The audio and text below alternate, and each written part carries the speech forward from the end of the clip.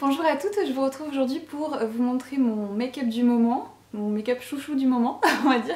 Vous avez été nombreux suite à ma dernière vidéo favori à me demander un tuto avec la palette matte d'Enessa Myrix pour Lime Life.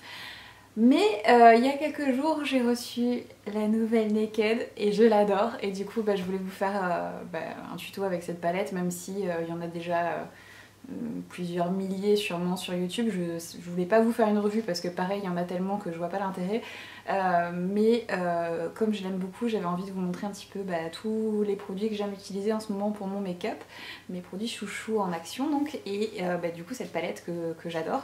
Et bon déjà je pense que vous l'avez vu déjà et revu, mais le packaging est juste magnifique. C'est un packaging un peu en tissu satiné, un peu molletonné avec une impression un peu dorée quoi en fait. Et enfin voilà, franchement moi je la trouve magnifique. Alors il y en a qui la trouvent sans intérêt, mais moi je suis j'utilise quasiment que des teintes nude hein, parce que j'avance en âge et voilà, disons que c'est ce que je préfère maintenant.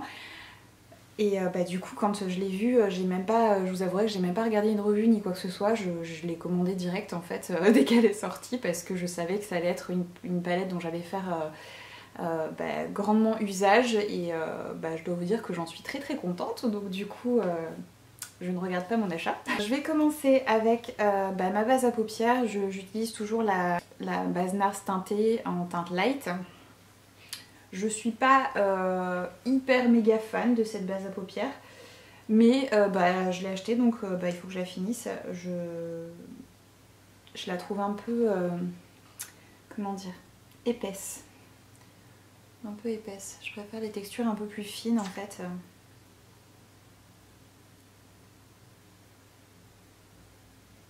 Mais j'aime bien le fait qu'elle apporte une petite couvrance en fait et qu'elle camoufle un peu les petites veines, les rougeurs et tout ça. Ça prépare vraiment bien la paupière, donc c'est pas un flop, hein. C'est juste que c'est pas ma base à paupières préférée. Je préfère la version normale en fait, qui est vraiment chouette, que celle-ci, mais elle est quand même malgré tout bien si vous voulez une base qui fait correcteur en même temps. Pour ça, elle est plutôt chouette. Ensuite, je vais prendre un pinceau type 217 de MAC qui aurait besoin d'un bon bain d'ailleurs, mais bon, on est dans la vraie vie, hein. Donc, et je vais prendre donc la teinte Bribe qui est ici. J'apprécie beaucoup d'ailleurs que le fait que les teintes qu'on a tendance à utiliser le plus dans la palette, donc les teintes claires et les couleurs de transition, et des pans un peu plus grands que les autres teintes. Je trouve ça juste hyper... je trouve ça brillant en fait, tout simplement. Donc la teinte Bribe que je vais appliquer donc sous mon sourcil. Ça sera pas... Voilà, vous attendez pas au tuto du siècle, hein, c'est mon maquillage de tous les jours. Voilà, moi ce que j'aime, et puis c'est aussi l'occasion de papoter un peu avec vous, ces petites vidéos, puisque la dernière vous avez eu l'air de l'apprécier. Bon, je vais essayer d'être un peu plus concentrée que la dernière fois, parce que la dernière fois j'étais vraiment dispersée on va dire. Je cherchais un mot pour décrire un peu mon état dans ma dernière vidéo tuto. Et la texture des fards de cette palette, franchement, elle est mais parfaite. C'est juste un truc de fou quoi. Je crois que je la préfère davantage que l'ancienne Naked que j'aimais déjà beaucoup. Ensuite, je vais prendre mon Smoky Crease E201 de chez Urban Decay, qui est mon pinceau estompeur chouchou du moment. Et je vais utiliser la teinte Bucked qui est ici, dans le creux de ma paupière.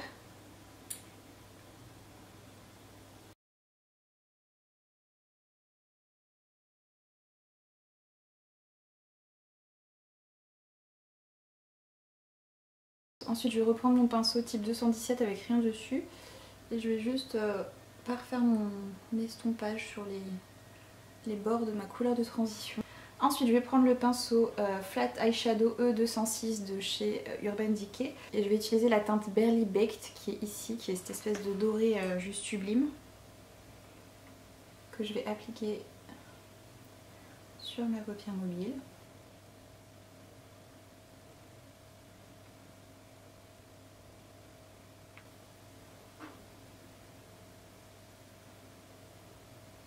Ensuite, je vais reprendre mon pinceau estompeur. Je me demande si je vais pas faire une petite folie, vu que je suis habillée un peu en rose saumon, et mettre une petite touche de ce très joli pêche qui s'appelle Rétro aussi dans le creux de ma paupière. Donc je trempe vraiment juste très, très doucement mon pinceau dedans pour pas qu'il y ait trop de matière, et je vais en ajouter un petit peu dans le creux.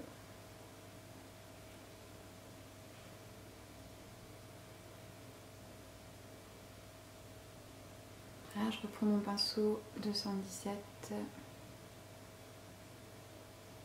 et je parfais mon estompage. C'est des fards qui se travaillent hyper facilement, ils s'estompent mais comme ça quoi. Enfin, c'est vraiment, on peut vraiment se maquiller très très rapidement avec, c'est vraiment, vraiment plaisant. Ensuite je vais prendre donc mon pinceau E46 de chez Sigma, comme toujours, et je vais utiliser la teinte Burn qui est ici, qui est un très joli marron métallisé, un peu cuivré, que je vais appliquer donc au coin externe.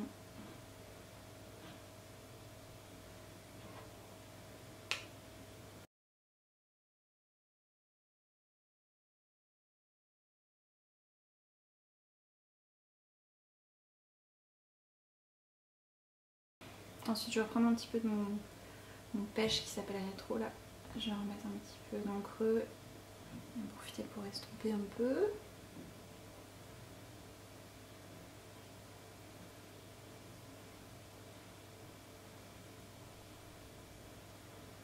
Ensuite je vais prendre un pinceau 228 de MAC, un petit pinceau que je vais pchiter avec un peu de spray fixateur de maquillage. Donc là c'est le Time Setter de chez Lime Life que j'aime beaucoup en ce moment. C'est des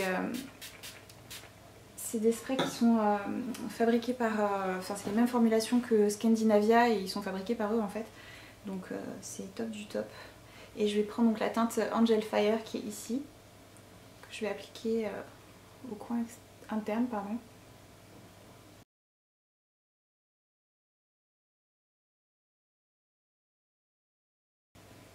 J'humidifie cette teinte parce que je la trouve pas hyper pigmentée en fait, c'est vraiment très discret. Un chouïa trop, c'est peut-être... Enfin la teinte est vraiment très jolie. Et du coup vous pouvez vraiment moduler l'intensité en l'humidifiant ou non en fait, en fonction de vos préférences. Ensuite je vais appliquer donc mon eyeliner qui est toujours le Stay All Day Waterproof de chez Stila.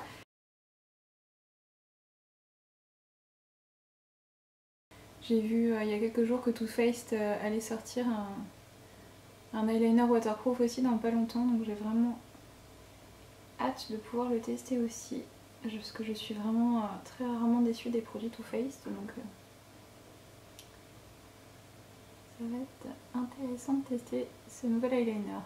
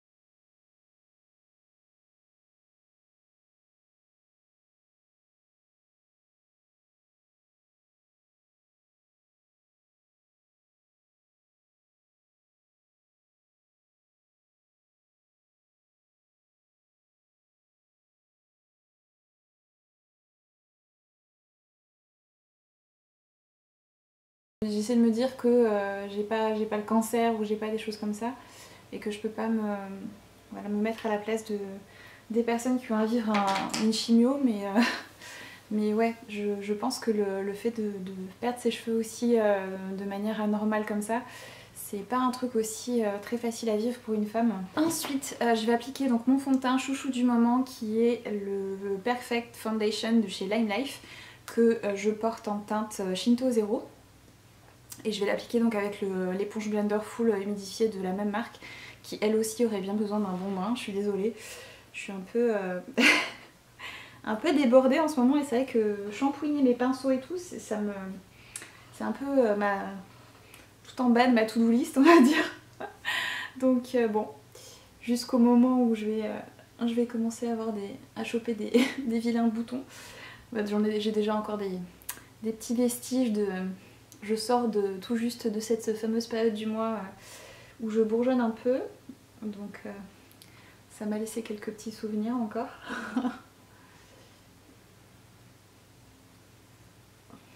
Donc je suis complètement obsédée par ce fond de teint. Et c'est juste une merveille. Alors déjà c'est... Donc c'est la même formulation que les fonds de teint RCMA qui sont utilisés par la plupart des plus grands maquilleurs de ce monde. Il contient en fait 50% de pigments. Donc alors que en général les fonds de teint ça contient entre 23 et 30% de pigments. Donc c'est un peu un truc de fou. Et en même temps il a une texture qui est hyper légère.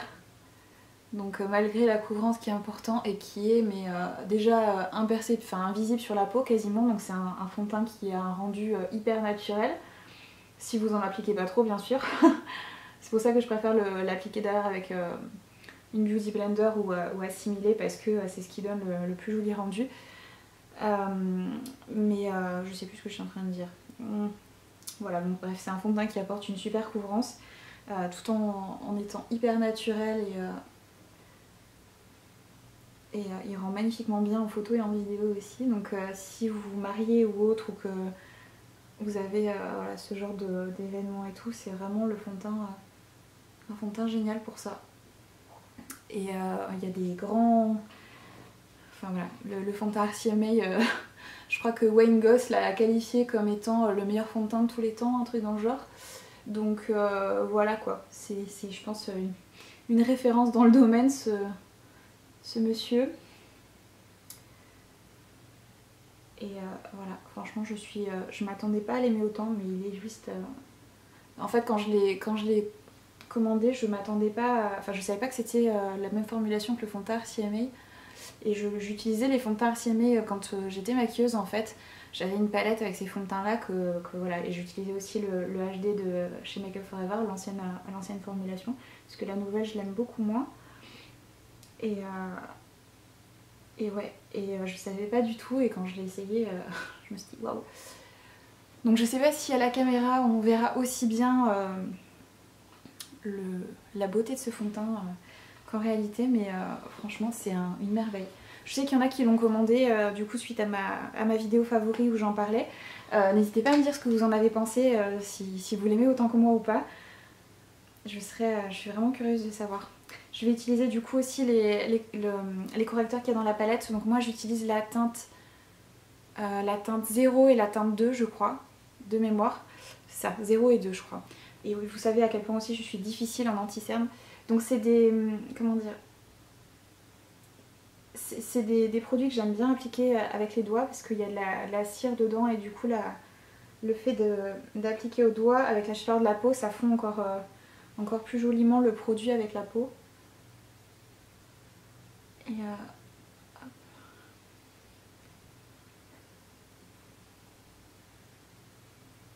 donc ouais, malgré le fait que j'ai des cernes vraiment très bleutées moi, les correcteurs, ces correcteurs m'apportent quand même une couvrance plus que pas mal.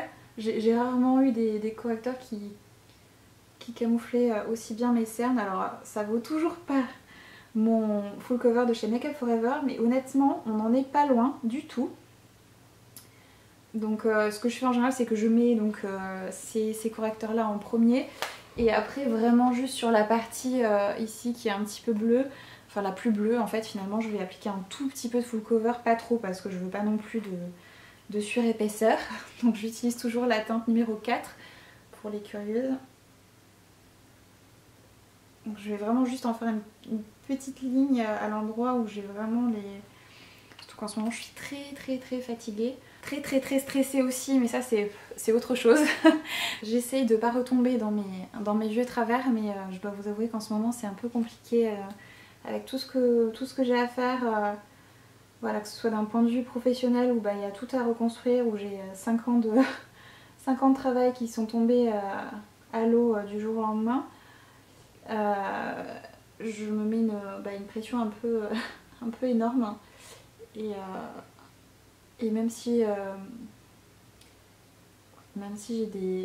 il se passe des choses quand même sympas à ce niveau-là, je suis pas encore pleinement satisfaite de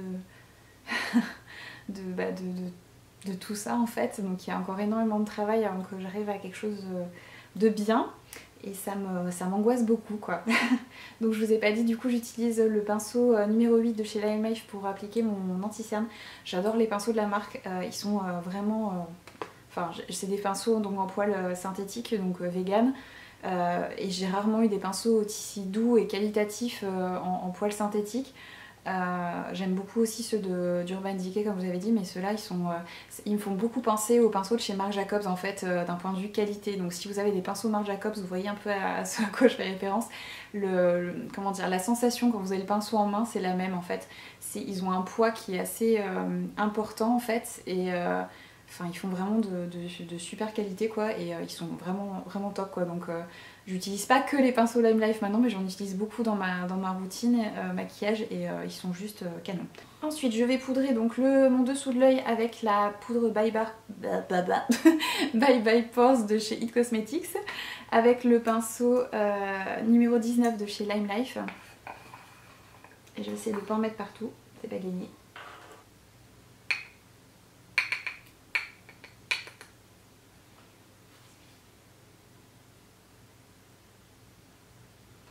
J'ai vraiment plus que 3 pauvres cils qui se battent en duel, c'est vraiment horrible. Du coup j'envisage, en fonction de ce qui va me rester, là je pense que les cils ça a arrêté de tomber, ça y est. De toute façon j'en ai presque plus, donc en même temps qu'est-ce qui peut encore tomber. Je vais attendre qu'ils repoussent un tout petit peu, et je pense que je me referai des extensions de cils en attendant que les choses reviennent à la normale. Parce que c'est pas très joli de pas avoir de cils. Je suis un peu... ouais. Du coup en ce moment niveau confiance en moi et tout... Déjà que j'ai pas trop confiance en moi, je pense que je suis au 32e dessous là, le fait de plus avoir de cheveux, de plus avoir de cils et tout, ça aide pas franchement. Donc oui, du coup je poudre le reste de mon teint avec le pinceau numéro 16 de chez Lime Life aussi, toujours avec ma Bye Bye Pores que j'adore. Il faudrait vraiment que je teste en format compact, voir si elle est aussi bien.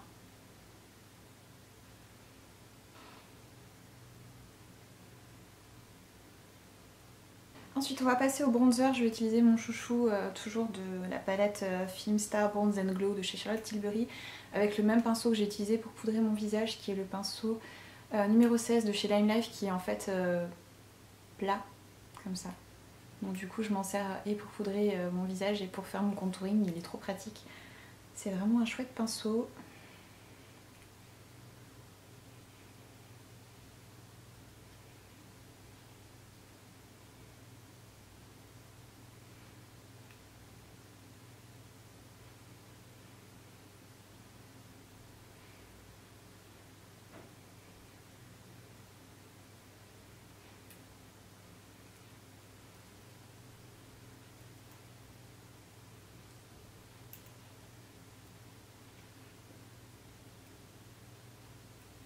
Et je vais utiliser le pinceau numéro 7 pour mon nez.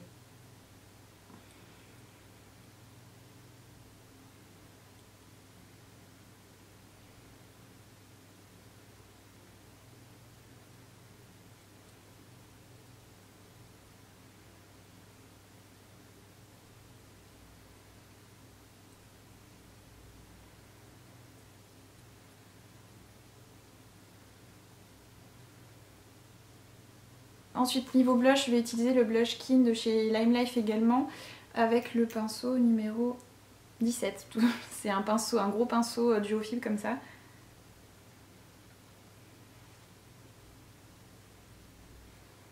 J'utilise ce genre de pinceau parce qu'ils sont vraiment super pigmentés et j'ai pas envie de ressembler à un clown.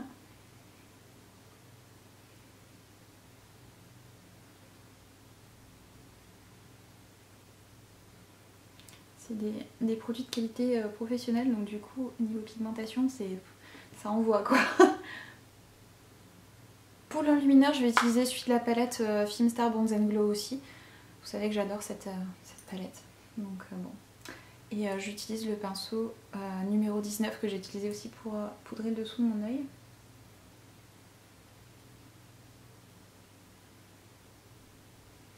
Je vais en appliquer un petit peu au niveau de l'arc de Cupidon. Ensuite, je vais m'occuper de mes sourcils avec mon crayon Brow Blade de chez Urban Decay. Je vais utiliser d'abord la partie, la pointe feutre comme ça.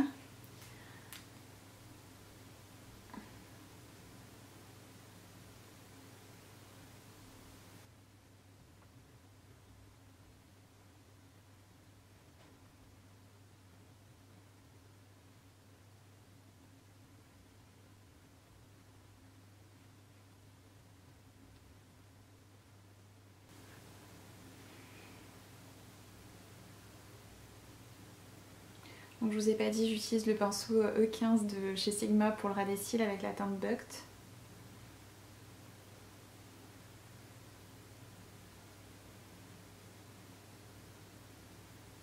Et on va terminer donc avec les lèvres. Je vais utiliser donc le crayon numéro 1 Dark Nude de chez Lime Life pour mon contour des lèvres.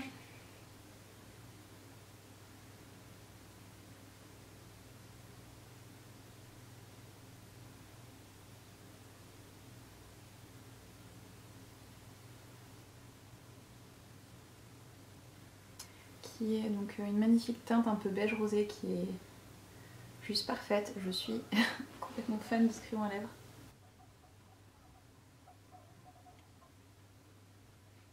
Et bien évidemment, je ne pouvais pas ne pas inclure dans cette vidéo le rouge à lèvres de chez Lancôme qui s'appelle Ardent Sand que je surkiffe. C'est ce magnifique nude dont je vous ai parlé aussi dans mes favoris beauté. Il est juste parfait et je le porte tout le temps.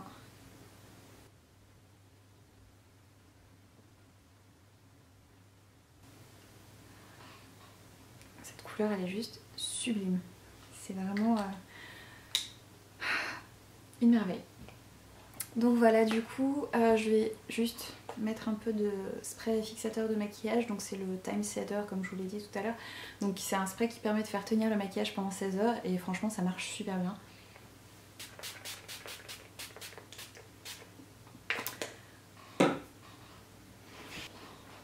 Donc voilà le make-up fini. Donc voilà, c'est quelque chose de tout simple hein, comme ce que je suis habituée à porter.